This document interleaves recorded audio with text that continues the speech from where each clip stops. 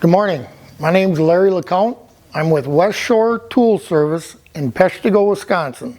We're the distributor for Dyna Products in the state of Wisconsin and the UP of Michigan. Today we're going to make a video covering the preventive maintenance and care of the Dyna cutting system, covering the bar, chain, sprocket, and oiler. On the preventive maintenance part of it, we're going to show you how to dissect your bar and chain, the cutting system, maintain it, what to look for, how to remedy the problems you find, and take care of it. Remember, that is the heart of the machine, and that's what makes it work. So proper maintenance and care of that part of it is optimum. It has to happen. It has to happen like clockwork. Okay, what we're going to do is we're going to open up our chain guard door, or bar and chain guard. That'll give us access to the cutting system. The cutting system actually consists of the bar, the chain, sprocket, and the oiler. So what we're going to do is we want to get rid of some of this dirt around here, and what I got in my hand and what I'm using is basically just a good old can of brake cleaner. The reason I like getting this out of the way is we don't want to foul the oil ports with any contaminants such as sawdust or anything inside. Now I got a little cordless battery operated impact here. I'm going to take these nuts off. Just to take them off, I wouldn't recommend using it to tighten them up.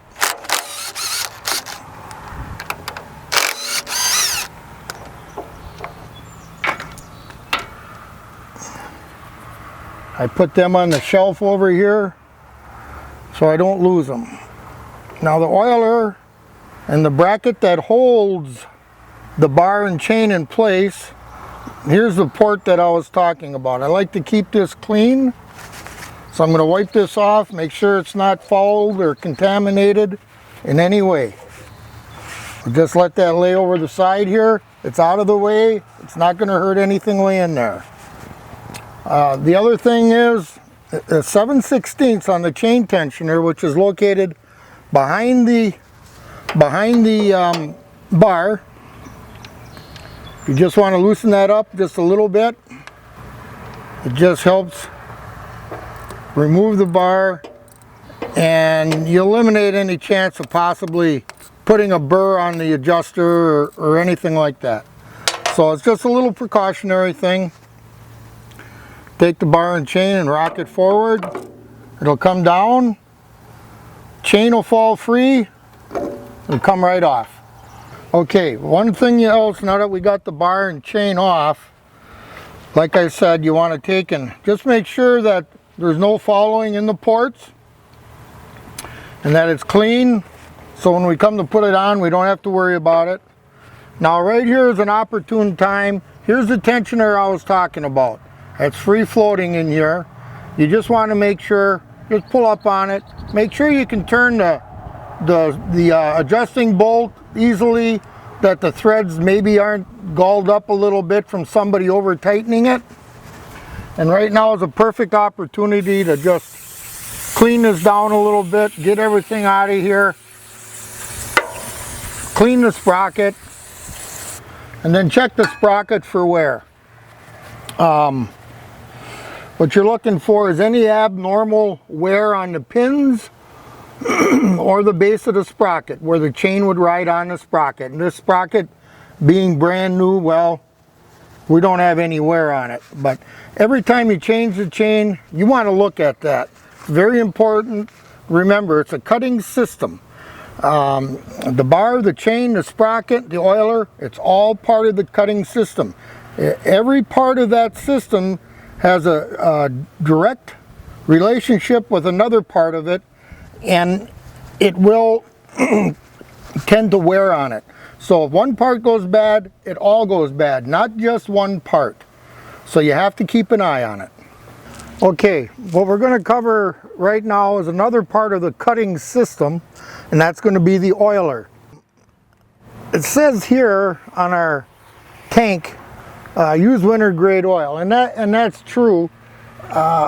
in the fall. But if you're cutting during the summer months, use a good high quality bar and chain oil, a virgin bar oil with a high tacking agent in it.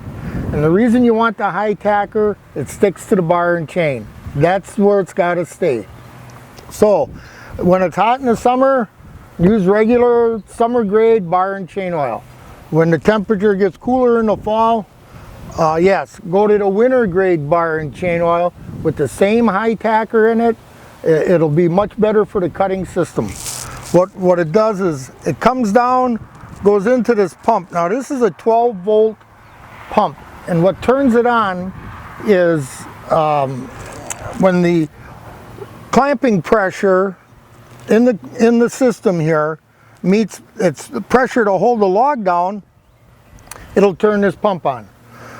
This pump will run the oil through the regulator valve. You can adjust the flow of your oil here. This is a check valve. This brass fitting, which it looks like, is actually a check valve. So it doesn't let anything come back to the pump. It goes down into the mounting plate of the cutting system, and again, this hose goes to the left side of the bar. To the left side. Otherwise, if it's over here, you put it on upside down, that oil's coming down, it's not benefiting the bar and chain whatsoever. And what's going to happen then, unbeknown to you that it's on wrong, that chain and that bar is going to get hot. You're going to end up developing a burr on the rails of the bar. And pretty soon, what will happen is all of a sudden, as the bar comes down, it's going to stop. It's going to stop a third of the way through the log. It's going to stop a quarter of the way through the log. Or it might even make it halfway through the log. But it will stop. What's happening is that burr is expanded wider than the kerf of the chain. And it's locking the bar up to where it cannot come down any further. And that's because there's been no lubricant going to the bar and chain to keep everything moving nicely. And that's what will happen there. And we'll continue on. We're going to sharpen the chain, check the bar for burrs and wear. All right, let's go do it. All right, we got the bar and chain, we got everything inside here, and what we're going to be doing is washing this bar up. We're going to be washing the rail, we're going to clean the groove, we're going to check the bearings, and most of all, we're going to check the oil ports, which we'll get into a little bit further later. So right now, let's see what we can do as far as cleaning this thing up. If you don't have a parts washer, you can stand it up in a 5-gallon pail. Any place. You don't want to spill any more of the solvent. Usually mineral spirits will work real well as far as cleaning it. In fact, a lot of the parts cleaners today, that's what they use, is mineral spirits in them. So I'll get this tip washed up. And I got another can of brake cleaner here. And here's why I use the brake cleaner. It dries right away. It lets you continue on. It'll dry your hands out, believe me, but it'll make it to where you can continue on with your job. And you're not getting dirty anymore. You're not getting anything. You're slipping and sliding. It'll be all done. Okay. Stand that up, and I'm just going to blow it down a little bit, help it dry. Now, I know you can't see it, but you will when we get over to the table and we start cleaning the groove in the rail. And that's when we're going to check the oil ports, and I can see just by looking down on these that they're plugged. So one more thing we're going to do is we have the bar cleaned. We're going to set that off to the side. And we're going to bring our chain in. Now you want to wash the chain for a couple reasons. Most of which is you don't want the dirt, you don't want the oil, the bar oil on it. And that's for sharpening, because it'll get in your stone If you're using a regular grinding stone, it'll get in the stone and it'll actually cause a buildup, and it'll make it burn your chain. It'll take the temper out of the chain. It'll make it real hot. And you don't want that. So we're going to keep the oil and the dirt off of it. Clean it. There again, so we're not being held up by anything. We're just going to rinse it down with some brake cleaner. It'll dry it real quick so we can get going with what we're doing and get it done. We're going to go over to the other side and we're going to sharpen the chain. We're going to check the chain for stretching or any abnormal wear to the links and to the drivers. So I'm going to just set that right here for now. On the bar, we're going to check the bar for squareness. And what we mean by that is we're going to check these rails to make sure one isn't higher or lower than the other and that they're wearing evenly. Because what happens is if a rail starts to wear uneven, it affects the chain, it'll wear the chain, and also it will bring on another case of the bar stopping when it's coming down. Through the log, it'll be partway through the log, a third of the way through the log, halfway, whatever the distance, all of a sudden it stops. And what's going on there is because the rails are worn unevenly, the chain cocks and it won't let it cut anymore, so it stops. So we'll cover that a little bit further down the road here. We're going to go over and check this, clean the rails, and get it ready to go. All right, now we're at the grinder. We got the bar. We're going to get actually I even noticed that our rail right here isn't quite to meet the tip. This tip is a replaceable tip. So if you blow the bearing out or bend a sprocket or crack a sprocket, whatever the case may be, this tip can be replaced. So you don't have to spend the big bucks again on this 25-inch bar.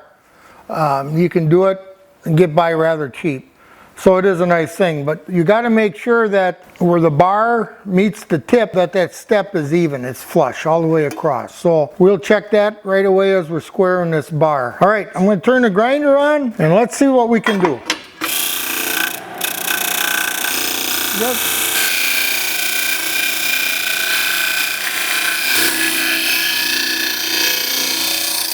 If you can see where one rail is shiny and the other one isn't quite so shiny, the one on this side isn't quite so shiny, means we're grinding on the back rail and not on the rail towards me. We're at 90 degrees, so everything here should be fine. We're going to continue to square this bar.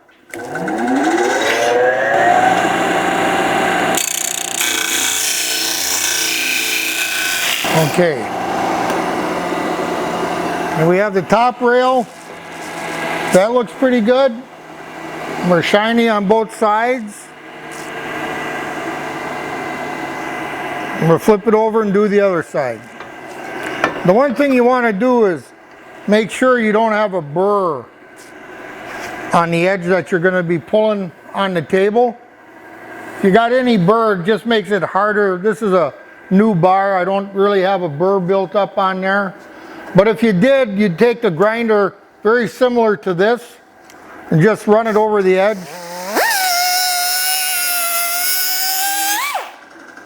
Having the wheel turn in towards you.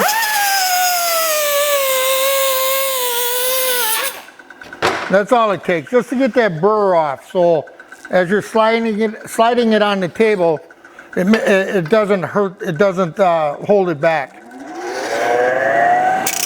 Okay, that's pretty good. We're pretty close. And we're going to put a finish grind on it now.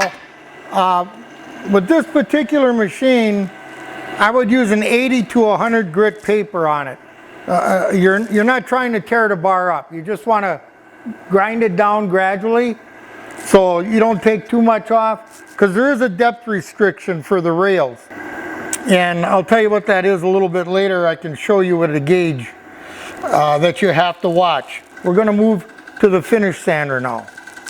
Okay, what we're going to be doing is taking the bar and putting it on this grinder here. This has got a stone in it, where this one here has got paper on it. This one here is our finished grinder. Any heavy gouges or anything, that'll end up coming out here. Now that we got done doing a coarse grind, our finished grind on this grinder and the tip, what we want to do is on the bar itself is from grinding, we're going to have a little sharp lip from the grinding stone. So you want to take a file and you want to just strike it. That's all you're going to do. Flip it over, strike it. We want to get that burr off of there, because when you come to put this back on the machine, I guarantee you, you're going to cut your finger. There. Now we're all set. The last thing we got to do on this bar is clean it. We're going to blow it out, clean it. We're going to check the oil ports. There's a little hole from this hole that goes up, that comes out in the rail. Oil goes in here, comes up, and that chain picks it up, and that's what lubricates your tip and the whole rail. So with that said, I'm going to go wash this up. And the reason we're washing it is we want to get all the grinding dust out of this bearing on the end, and anything that would be in the rail that would follow its way up there with the oil. We want to get that out of there, because that will for sure blow that tip out. What we're going to do now, I just got done washing it up. We're going to take, I got a little blowgun here. It's got a metal tip, narrow. We're going to try and blow the rail out to make sure there's nothing left in it. Flip it over, do it again. Okay. Now, the tip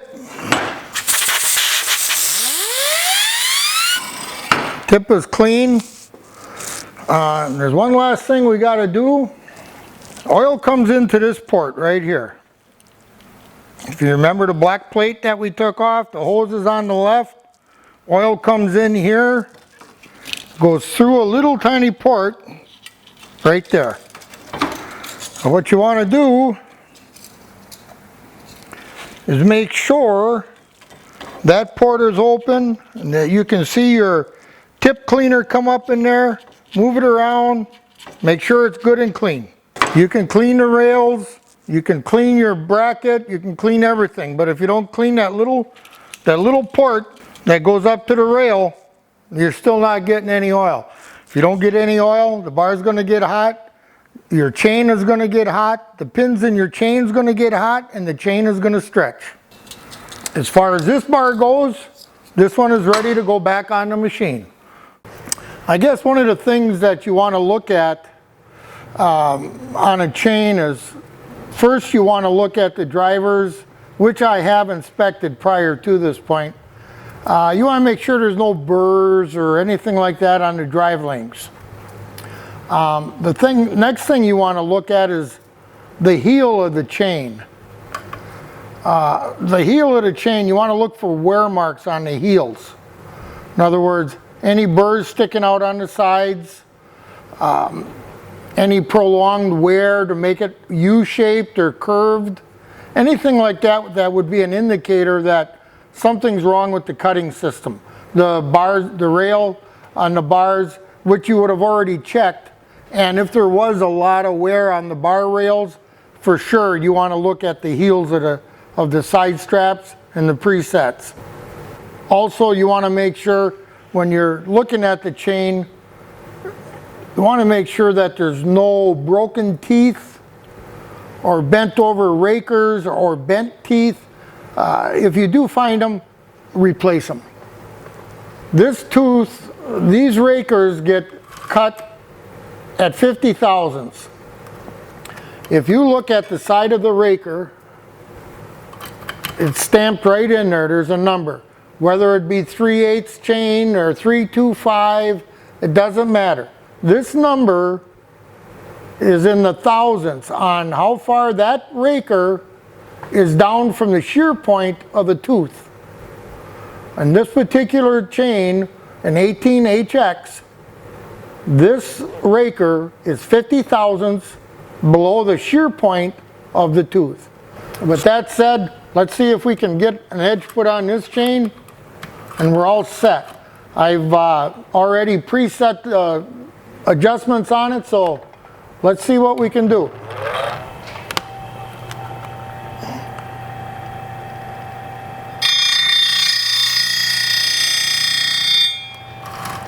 Now you can see that if you watch the amount of sparks, if you guys are using a regular grinding stone, there'll be a lot of sparks flying. On a borzon, diamond borzon wheel, not so much.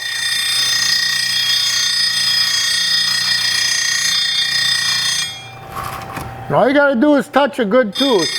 If you're doing regular maintenance on this machine, okay, now I had painted that tooth. What I'm going to do is just take a look here now. You can see there wasn't very many sparks coming off, and you can see because I painted it, we're sharp all the way through on that tooth. A little bit underneath. So if we got to go through this chain again, we know we're real close. This chain itself that we took off the machine earlier won't go back on that machine today. We'll be taking a different one to put on the machine. The reason for that is this chain, as all our chains, even for regular saw customers, these are soaked in oil overnight. The type of oil that we soak them in is a bar oil. It's a winter grade bar oil. It's lighter. It'll soak into the pins a lot quicker. Because as you watched before, we washed the chain. Therefore, we took most of the lubricant out of the pins. And it's very important that you put it back in. Otherwise, you're going to put this on a machine, you're going to fire it up, it's going to go around, and in a half a dozen revolutions, that chain's going to be hot, those pins are going to be hot, they're going to lose their temper, and the chain's going to stretch out. So if you're grinding for someone, and they don't need it back right away,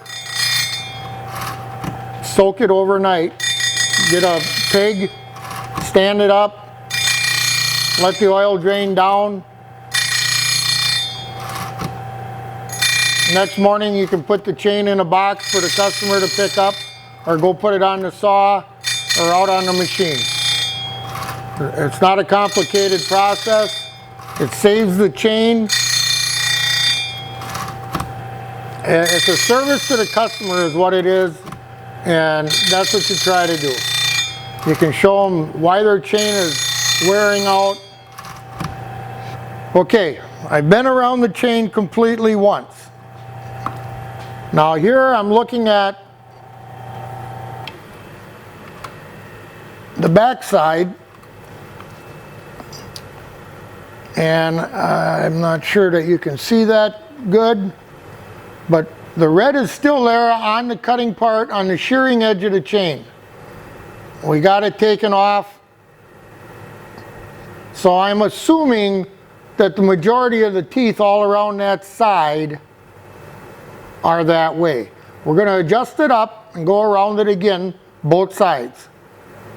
So both sides of the chain, both sets of teeth will be the same length. Now just because it's a new chain doesn't mean that those teeth are all the same. Contrary to what Oregon says, believe me, they're not. So we're going to give it another spin. We're going to bring this up just a little bit.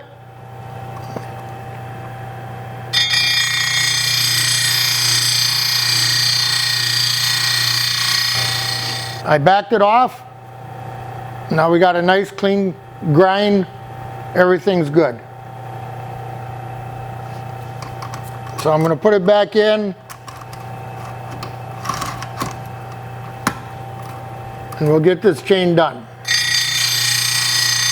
There's no place you got to be that bad that you can't sharpen the chain the right way.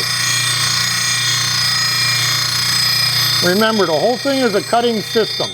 No one part does the work. It all works together. So it's very important that they're all in good shape. You inspect and take care of the whole cutting system.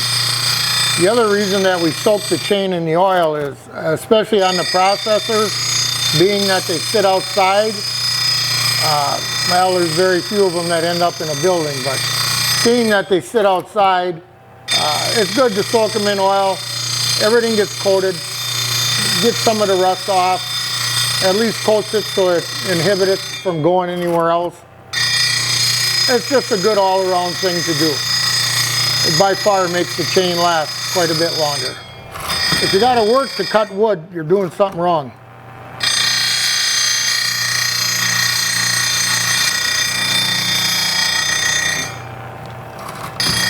Again, if you notice the sparks, there's not a lot of sparks that we make. We're not heating the tooth up.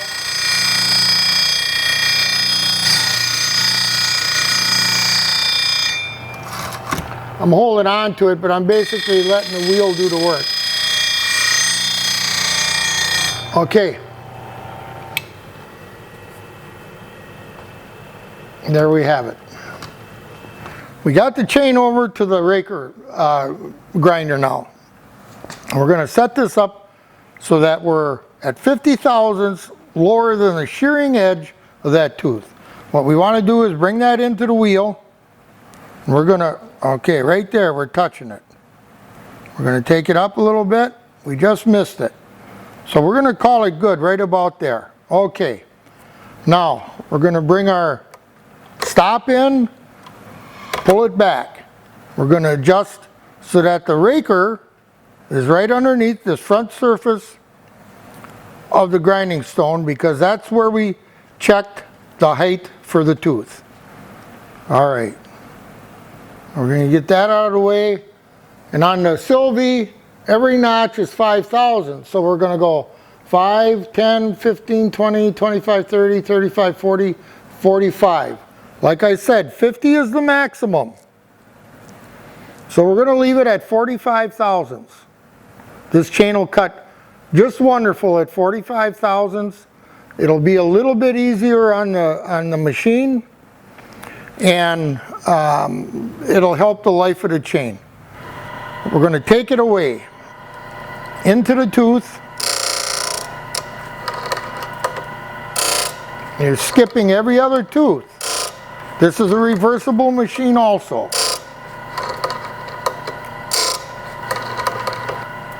This chain will cut even, it'll cut straight, and most of all, it'll cut fast. Okay, we did one side.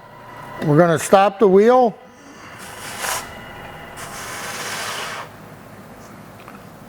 We're going to reverse it.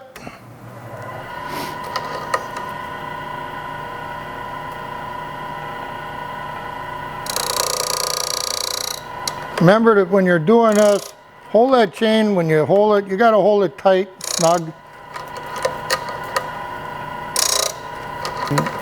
This chain, we're going to coil this up, and it's going to go in a tub with bar oil. It'll stay there till tomorrow. Okay. Here's the chain that we just sharpened. I'm going to take and fold it up a little bit. Put it in the bucket. I always wear gloves when I do this. I'm not partial to getting my hands cut up anymore. Here's what we're using. We're using Dolmar oil. It's low temp oil. Okay. Now this particular oil is canned by Spectrum. Spectrum cans for a lot of people, and it is a virgin bar oil. As you can see how light the color is. It's a very, very, very good oil. We're going to take and put that in here. I normally have an ice cream pail that we have oil in, that we keep just for that. However, right now it's full. So we have our bar oil, we have our chain, it's in there soaking.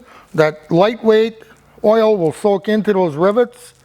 Tomorrow morning we'll hang it up, let it drip back into the pail and we'll be all set to put it on the machine. Okay, what we have here is the cutting system for the Dyna Firewood processors. This system actually is the same on every model they have other than the size. So we go from an 18-inch bar up to a 25-inch bar with a 20-inch bar in the middle. This particular bar and chain and cutting system came off a 15, but you would also see it on the 16. This is the bar that we ground up. This is not the chain that we just sharpened, that one's being soaked. And this is a brand new sprocket. The one thing I wanted to show you is this tool here. This is a tool I would highly recommend for everyone to have. This part of the tool here is made for cleaning your bar. And I'm going to show you. You lock it in here, and it cleans out any of the sawdust or gunk with oil that's caked up that would have got packed down in. That stops the oil from coming up here and getting on the tip. Got to have oil coming up to the barred nose, to this bearing. Otherwise you're going to burn it up. So I just checked that. Now I'm going to do the other side. We washed this bar up pretty good. We cleaned it. I'm not getting anything out of there. I'm looking down inside. I can see steel. I can see my oil port up here. That's clean. I can see my oil port here. That's clean. So other than lubricating the bar tip right now, and I'm going to do that, this bar is ready to go. Take some bar oil, lay it down in here, turn your sprocket,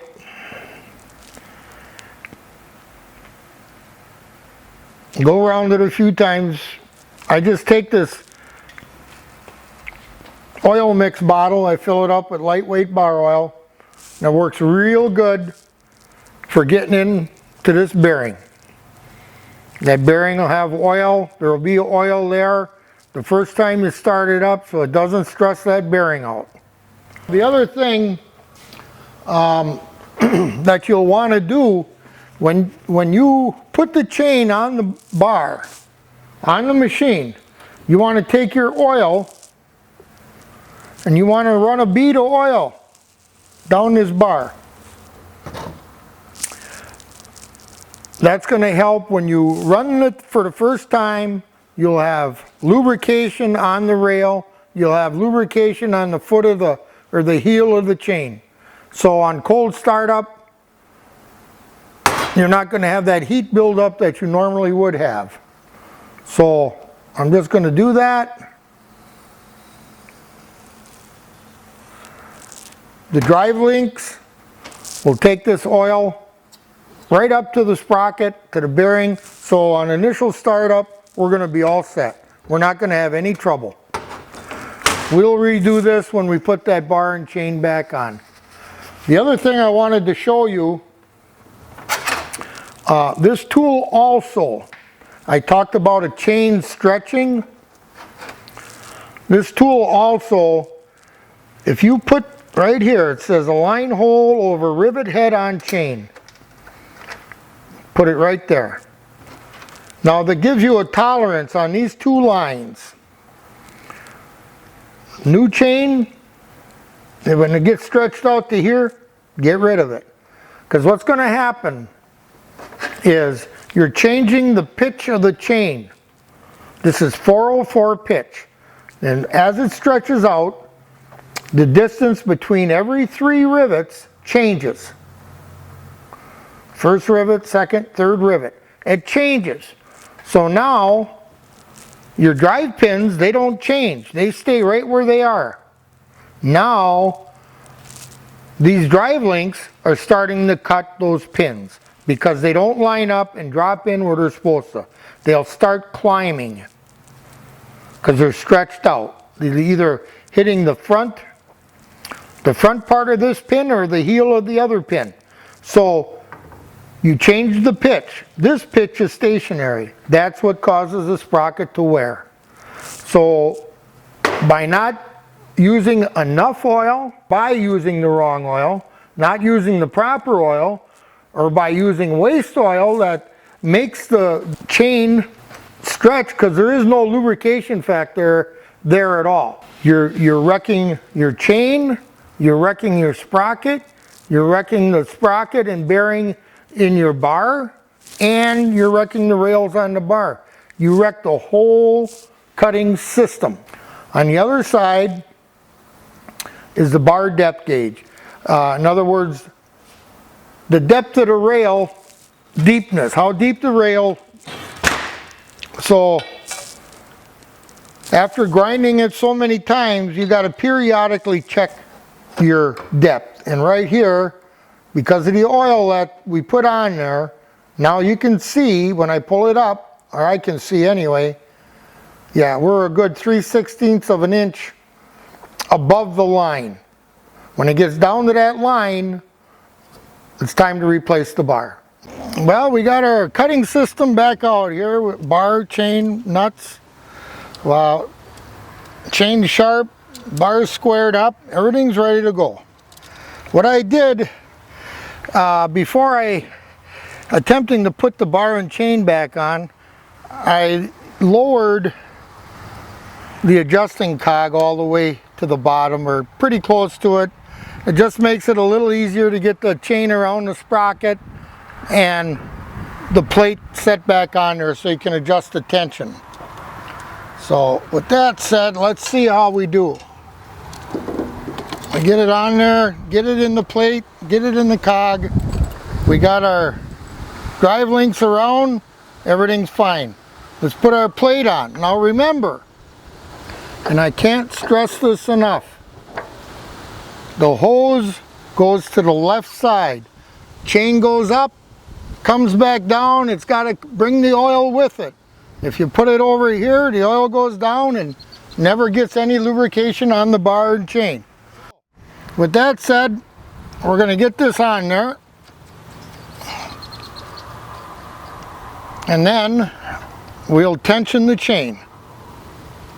A guy can do this a couple different ways, but I take them finger tight, kind of keeps everything in a line. Sometimes I can get the wrench in here, and then it's easier to take up the slack on the adjuster in the back to where the wrench will start doing something. Now we'll get the 7/16 socket. These are 9/16 nuts. There's a 7/16 socket on the back side on the tensioner. Now these chains on a roller nose bar, you're accustomed to a chainsaw. This will be quite a bit tighter than what you'd run a chainsaw. I can pull that whole drive link out. We're going to take it a little bit tighter than that. So this is pretty good right where you see it here. Get about a half a tooth out on a tug. When we tighten this, I like to pull back on it a little bit. Snug it, because that bar is going down, so it's going to pop that way anyway. Give it a good tug. That's about all we need. Chain is good. Double check it. Make sure everything's in the sprocket and that we didn't mess up someplace. You should be good. Check the hose. Make sure we didn't get the hose hooked on something where it'll tear it out, which we don't. We can close the door now. This machine's ready to go.